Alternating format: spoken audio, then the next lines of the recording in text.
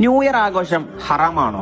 എന്തുകൊണ്ടാണ് ഇത് ഹറാമായത്? Music, dance കളി, അടിച്ചുപൊളി, പ്രീമിയത്തിലേക്ക് വരുമ്പം മദ്യം, സിഗരറ്റ്, ലഹരികൾ, ഇതെല്ലാം കൂടെ ചേരുമ്പം തന്നെ ഹറാമുകളായി. ഇനി ഇതൊന്നുമില്ലാതെ നിങ്ങൾക്ക് ആഘോഷിക്കാൻ പറ്റുമെങ്കിൽ നിങ്ങൾ ഇതേപോലെ നിൽക്കേണ്ടി വരും. ഒരു പുതുവർഷം വരുമ്പോൾ മ്യൂസിക് വെച്ച്, ഡാൻസ് കളിച്ച്, കേക്ക് മുറിച്ച് ആഘോഷിക്കണമെന്ന് നമ്മളെ ഇസ്ലാം പഠിപ്പിക്കുന്നില്ല. എന്ന് വെച്ചാൽ ന്യൂ ഇയർ ആഘോഷം ഇസ്ലാമികമല്ല.